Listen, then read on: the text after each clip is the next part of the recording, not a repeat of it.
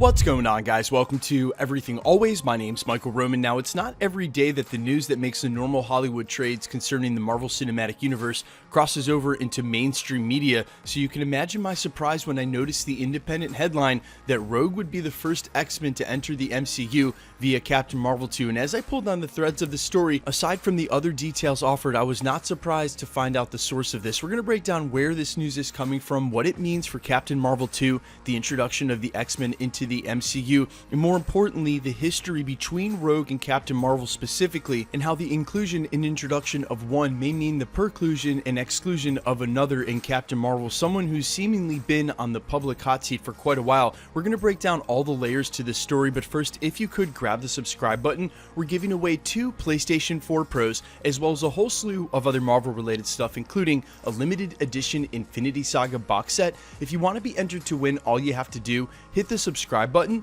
then hit the notification bell, leave a like and a comment on this video, and if you want, stick around to the end of the video. We'll get into all the giveaway stuff again there. So firstly, today's story actually originates with industry insider Mikey Sutton, extremely ubiquitous and as of late, only because of how right he's been in the past. This is the same guy who broke that Spider-Man would show up in Civil War, among other things, including Black Panther, in an exclusive re-reported by The Independent and really a ton of news outlets over the last couple of days. Rogue will be the very first X-Men officially introduced to the Marvel Cinematic Universe via Captain Marvel 2. What's more, they may plan to shelve Magneto as a classic villain due to quote-unquote burnout, and we could see Wolverine as early as Phase 5. Now, fans of the comics will understand what the introduction of Rogue, especially during Captain Marvel 2, will spell for Brie Larson's Captain Marvel. Fans of the original comics or early Saturday morning cartoons, even the most recent movies, will remember one of Rogue's main powers is to absorb the powers of other mutants,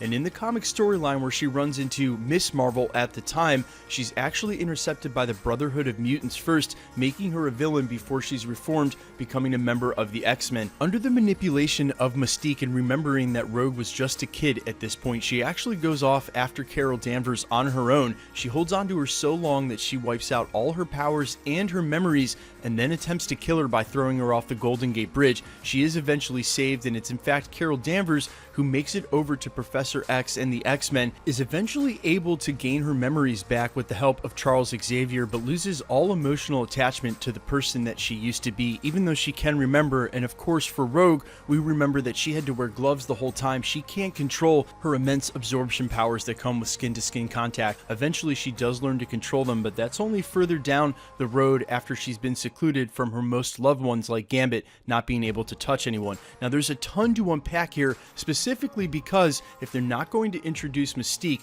that's going to lose a lot of the power for Rogue's motivations in the first place. If they're not going to involve Magneto, then we have to re-understand the Brotherhood of Mutants as it was introduced in the original X-Men films. And while you can be sure everyone is going to be recast, it will not be Anna Paquin playing Rogue, they've already used the sort of amnesia storyline and plot trope for Captain Marvel during Captain Marvel 1. And towards the end of the film, where she's struggling to remember who she was, you can even remember that emotional detachment very pronounced in the scene where she's staring her best friend for her entire life in the eye. Her best friend is crying, and she's standing in the kitchen with a blank face saying, "I'm sorry, I just don't remember." It would be super odd for Marvel Studios to decide to bring that trope back into Captain Marvel's storyline for a second time, and you have to give them a pass if you're wondering why they just didn't wait. When they were writing the script for this movie, it would have been years before its release and years before the public announcement that Fox was even considering selling the rights back to Disney and Marvel Studios. The quick way of saying this, they just didn't know they were going to be able to do this. They jumped the gun by a couple of years, and now that they've already worked that into her origin story, as you have to give them credit, it is super important to who she is, especially the beginning of her character. It's going to be impossible for them to retcon, work this backwards, and do it again. More likely the case, though, if Rogue is introduced as an adversary to Captain Marvel as she was in the comics, it will lead to the draining of her powers, which I incidentally mentioned right after the prologue, seems to fall in lockstep with a lot of the public dismay surrounding Captain Marvel and Brie Larson. I even saw a video just a day ago with 1 million views on the Joe Rogan Experience still talking about this petition to try to remove Brie Larson from the role of Captain Marvel. And there's a couple things I want to say about that now, including the character arc for Captain Marvel and specifically Brie Larson and how she acted during that first film. Number one, the number of people who have signed that petition are somewhere around 25 to 35,000, and the movie made over $1 billion. That is a drop in the ocean of a bunch of disgruntled fans who might have not liked the casting. Number two, it is admittable she's not a very likable character, and that's on purpose. She was pretty cocky in her own film, and of course, with her limited screen time during Avengers Endgame, telling everybody, "You didn't have me," her hubris and arrogance was only further amplified. But you have to take that as the character of Carol Danvers and not disliking Brie Larson. She's actually doing the role a lot of justice. She was trying to incorporate a lack of humanism during her disattachment in the first film, and that carried over into Avengers Endgame, portrayed as sort of a social maladjustment. The point is, you're not supposed to like her very much. That's how her character is written, for the point of her arc. Look, everybody can't be Tony Stark and Captain America, where you like them at the beginning and you like them at the end, but they themselves are the ones who go on self-discovery. Some characters you start by not liking, and they learn a lot about themselves, and through their self-discovery and how they change is what endears us to the character. There's a really good chance that you don't like Brie Larson because you don't like the character Captain Marvel, because that's how she's written on purpose.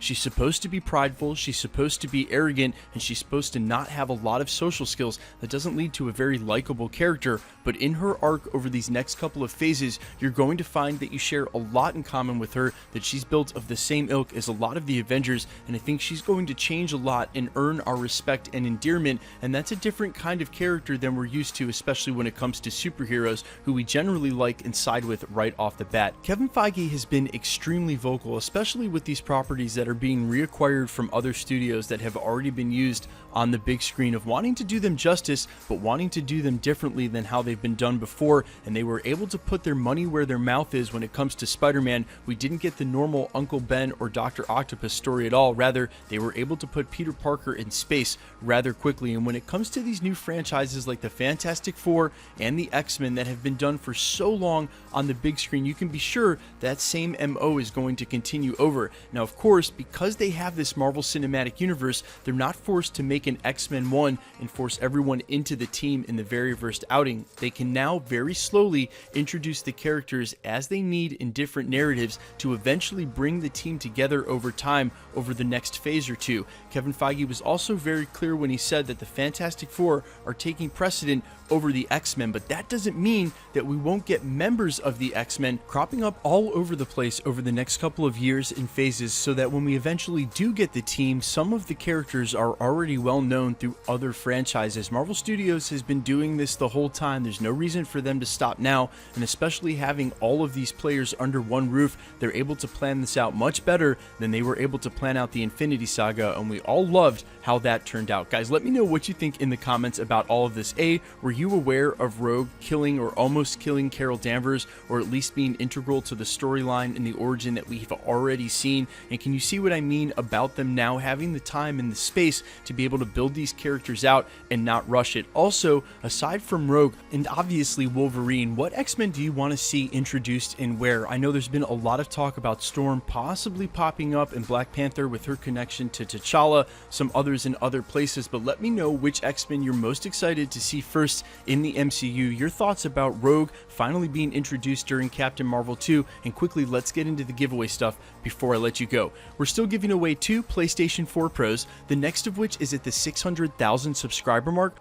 We're headlong into that and could easily hit that by month's end or next. We just gave 1 away at the 550 mark and 2 away at the 500 mark. If you want to be entered to win, all you have to do, hit the subscribe button, then hit the notification bell, leave a like and a comment on this video, and that'll automatically enter you to win all the rest of the prizes here at the channel, like the limited edition Infinity Saga box set. We gave the first one away on New Year's Eve. We'll be giving the second one away during the 2-year anniversary of the channel in April. If you want to be entered to win either of the PlayStations, the limited edition box set, or any of the other prizes we give away here at the channel over the next year or two, all the way up to $1 million, as I said, we're going to be doubling down. All the same rules will always apply. Hit the subscribe button, then hit the notification bell. With the notification bell turned on, leave a like and a comment on this video, and because it's truly random, the more videos you like and comment on, the better chance you have of winning. All winners are announced at the end of videos, and if you've missed any of the past winners, and like I said, we've had 4 here in the last 30 to 60 days, no worries. All you have to do is scroll back through the channel, look for the winner announcement and the subscriber mark in the title, click on that and scroll to the end. My name's Michael Roman. This is Everything Always. Guys, thanks so much for checking out the channel and stick around. We'll be posting again real soon.